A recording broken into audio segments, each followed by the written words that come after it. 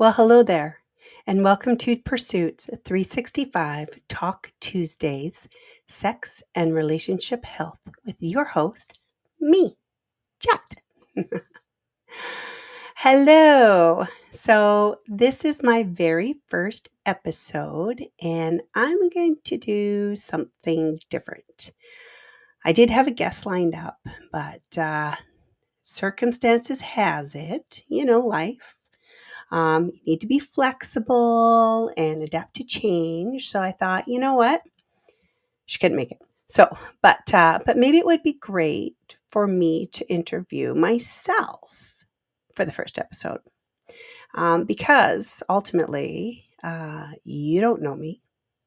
I do not have an MD in psychology, or nor do I have a proven track record of healthy, intimate relationships. So I thought I'd collaborate some of the questions that I have for future guests together and answer them from me. Because ultimately, I really want you to get to know me. I want you to be able to trust me. And because talking about sex and relationships, well, it can be intimidating. It can be shameful. And it can be something that many of us just want to avoid talking about altogether. So, anyways, again, my name is Jette. And a little bit about myself. So, I am a mother, I am a daughter, a sister, a friend, and a lover. I do work full time and I do have this other business, Luscious Love.ca, which is an e-commerce business that I created selling my Luscious brand and also a media outlet for my books, articles, and podcasts. Speaking of, Miss Shelley Lynn Hughes is a collaborator of these podcasts and as well is the main author of Pursuit 365 Business Edition, which is number one on Amazon. And I am thankful that I got to co-author that book as well. So thank you very much, Shelley. Thank you for letting me your host to talk about sex and relationships. So, anyways, back to me. I have recently discovered sex after divorce. Yeah, I have been married for 19 years and I fled a coercively controlled relationship, whereas even asking for oral sex was a taboo. So for me, I have really come a long ways. I have gone around the emotional, mental crazy storm. And I really believe that creating my sex blankets, Luscious Linens, has really helped me to become more empowered and to move on in life with confidence. And also, I'm able to even explore my sex life. I feel that I am finally embracing my womanhood, which is why I really wanted to do this podcast series on the healthiness of sex and relationships, because I really believe that it can be a beautiful thing. So I also want to be able to empower people to tell their stories of whether they're healthy relationships or not so healthy relationships. And ultimately, I really want to break down the taboo of the word sex. So let's talk about sex. Anyways, so this is me, Jette. Welcome, welcome. Anyways, I thought maybe one of the first questions that you may ask is, what is coercive control? Well, coercive control is a pattern of behaviors used by an abuser to control their partner and create an uneven power dynamic. It can happen in any type of an intimate relationship, and it does include behaviors such as insulting one another, making threats, exerting financial control, and even using sexual coercion. Coercive control generally involves manipulation and intimidation to make a victim feel scared, isolated, and dependent on the abuser. It is a form of domestic violence.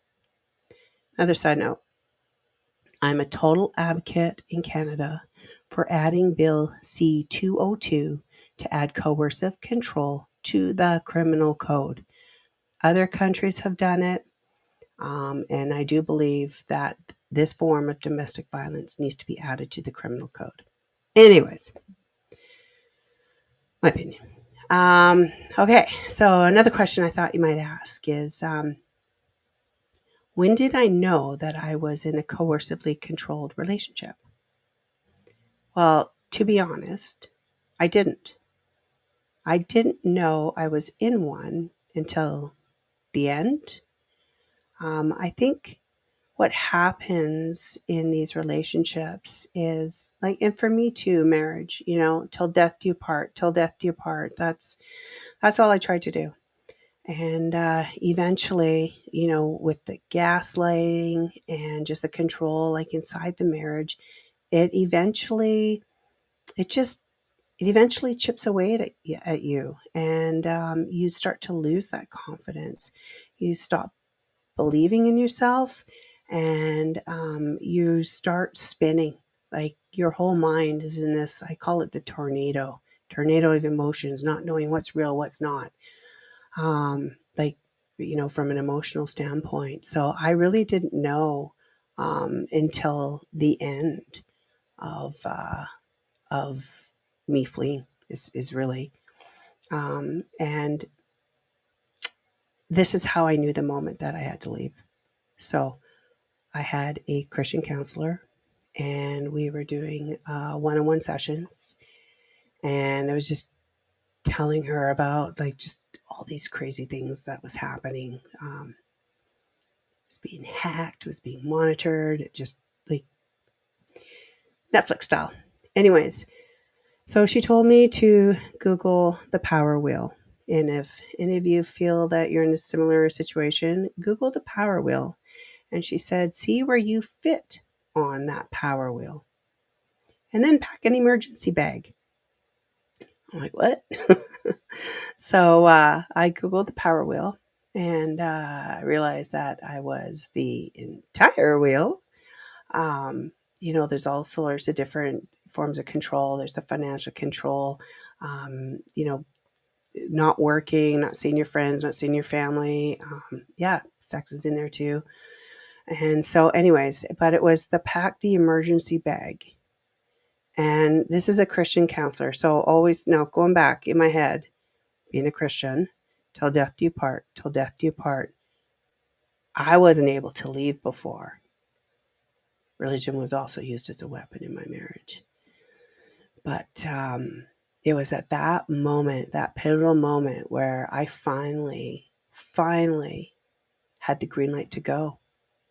I finally heard from someone who I trusted that said, it's okay to go. So, following weekend, he was out with the kids camping, and I had my friends come out with a truck, and we moved my stuff. I found a place to live on my own, with enough bedrooms for the kids, and that's when the beginning of the end happened. It was the biggest pivotal moment in my life, but man, it also became hell. So it's been almost 4 years since I officially left, and I think now I'm finally, finding that peace, finding myself, and so yeah. Anyways, it was at that moment that I knew I had to leave. And the resources that I had, well, the Women's Center. The Women's Center helped me out tremendously. So, with the counseling, with group work with other women in similar situations, there was always a door and a room if I had to flee and escape. And as well, here's your escape plan, and just like helping to rebuild that confidence, and that self-esteem. I mean, that's a process in itself. So, yeah, I really, I'm really am thankful. I'm thankful that I did have, those options there. Um, so that was almost 4 years ago. Am I in a relationship now? No. I am not in a relationship. But that being said, I have had some, I'll call them mini relationships, because I think that sounds a lot better than calling them a fling. So, and yeah, I think that that's been fun. I think that's really healthy. It helps get your mind off of, this long uh, terminal relationship, I guess I should call it. But um, and it was just fun. It was something that put a smile back on my face again. So uh, I think that I may be ready for maybe like a more of a serious commitment, but definitely not looking for it. I am busy, very busy mom, and kids come first, and I come first. So yeah, so if there's any room or space in there, sure, I'd be open to it. Um, here's another question. How did I discover sex again? Well, to go back to the to the fling, I guess. Okay, I'm going to call it that. I'm going to call it the fling. Um, it it was just a fun, beautiful thing. It was with somebody younger who just made me feel good. They liked the way I looked. They liked the way I talked. We had so much in common when it came with, like, we're both getting out of these, relationships, and then, it just built that trust, and I discovered things that I didn't know I could do. I'm just going to leave it at that. Hence the waterproof blanket. Um, so yeah, it's been such a joyride. But that's life. Life is full of all these different experiences. So and I appreciate everything that I have gone through, the good, bad, and the ugly, because I sure wouldn't be here today without all of it. So I think sometimes maybe I'm a slow learner, but eventually I'll get it. Um, so, another question here. What is the number one piece of advice that you can give to anyone when it comes to sustaining a healthy relationship? Well, definitely you need to trust your gut, trust your intuition. That is one thing I have definitely learned by, in the last 20 years of life, is definitely trust who you are. Um, and if you are in a bad relationship, like, you got to be, eyes wide open, right? Like, if you question some things, you're doing it for a reason. But, and if you're in a healthy relationship, I truly believe it takes two. It takes two to tango. It takes two to make a relationship work. And you have to invest the time into that other person. The biggest thing that I've learned is to keep them free. Do not cage down your partner. Let them be who they are. Because once the controlling tactics start to form, that's when you lose it. And that's just my personal advice. So, anyways, um, never have I ever is a game that I'm going to do with each guest and randomly throw something at them. So I'm going to start off strong here and say, never have I ever kissed a girl. Woo! That's so funny. Yeah. Anyways, whatever.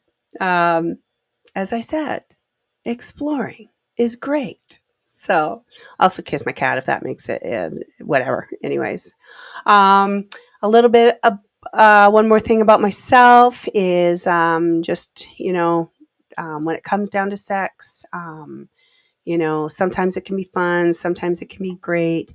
I am a 51-year-old woman. I am postmenopausal, which comes with a bunch of other things as well too. And I do suffer from, dryness and pain. Sex can be painful for me sometimes. I have something called lichen sclerosis, and it kind of sucks. It really flared up when I was in my marriage, and it made me realize, oh my God, like stress and the physical body is just so connected.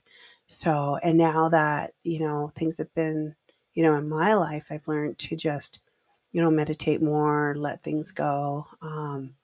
It's like there's no more flares. Like I'm just looking at my arms right now too, because it was like, yeah, spreading all over. Amazing.